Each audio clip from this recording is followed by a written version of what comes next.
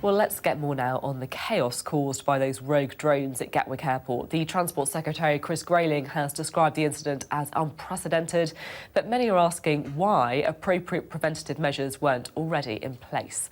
Well, we're joined now by Martin Blaiklock, an infrastructure and energy project finance consultant. Thank you for being with us this evening. I mean, what strikes me as extraordinary about this story is the length of time this disruption has been going on. I mean, why have the authorities not been able to get a grip on it? Well, I think I agree that it's unprecedented, but for me, I've expected this to happen sooner or later. It comes as no surprise at all. Whether it was a threat of a drone at Gatwick or Heathrow or Stansted or Manchester, it was going to happen sooner or later. So the authorities should have seen it coming then? It should have seen it coming. I mean, the kind of drones we're talking about here, I suppose, have been known for 5 years or more.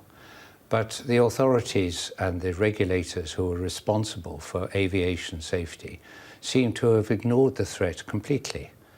The Airports Commission, when they studied the new expansion for airports in southeast of England, seemed to pass this particular issue by. The National Policy Statement for Airports similarly passed this by.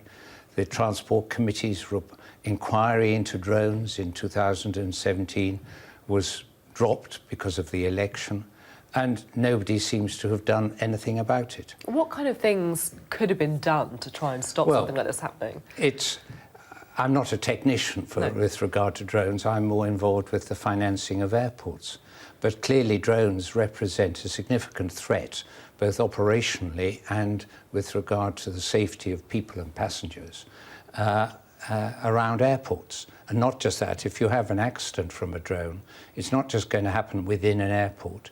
It could well happen outside an airport, and that if it's over an urban area, then the collateral damage could be quite significant. When we talk about collateral damage, I mean, we're talking about people's lives, aren't we? That's right, yes, you are.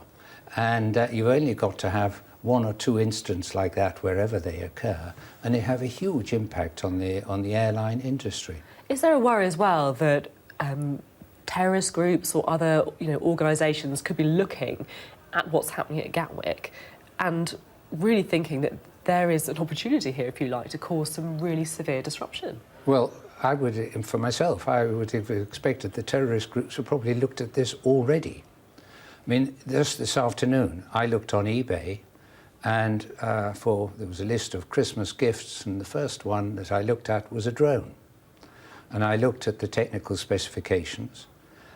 It could fly at 45 miles an hour, it could fly for 30 minutes, and it could fly at heights of up to 5,000 meters, which is 19,000 feet. Now, most of the civil aeroplanes flying over central London are probably flying lower than 19,000 feet. I mean, in the wrong hands, a drone is a weapon, That's correct. And so they're readily available. Now, in the States, which are a bit ahead of us on this, I understand that they're more advanced on the technology for, you might say, interfering or bringing down drones. But if you buy a drone, you have to be registered. Here, it seems to be almost an open game. I mean, it's easy to blame the politicians, and obviously there is culpability there. But is it also surprising that the airports themselves haven't done more? I mean, this must be losing Gatwick a lot of money. Yes, it will be losing Gatwick, but remember that this particular incident starts outside the airport fence. And as far as Gatwick is concerned, their business is, you might say, within the fence. This is, call it an attack, coming from outside the fence.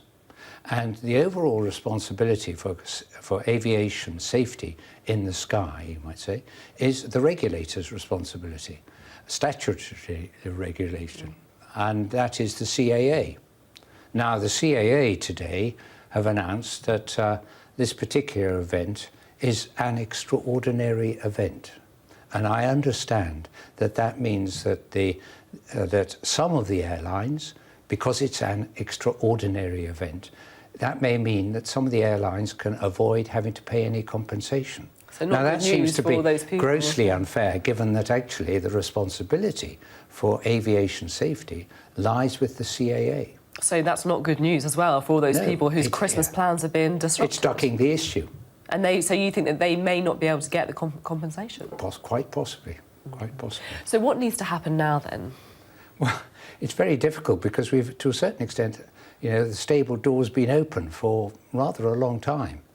I think that those, you know, the use of drones should be significantly curtailed. And only those people who have a good commercial reason for using drones should be licensed. And it's a bit like a gun license. Let's face it, a drone in the wrong hands is a bit like a weapon. And with things which are a bit like weapons, you have to have a license to use them. And I think that until we sort this particular problem out and have a way of, you might say, taking errant drones out of the sky when they're in an airspace where they shouldn't be, then we have to be pretty draconian. We can't afford to have potentially an aeroplane being brought down because of a drone. And I know it's difficult to say, but I mean, have you got any inklings as to who could be behind this?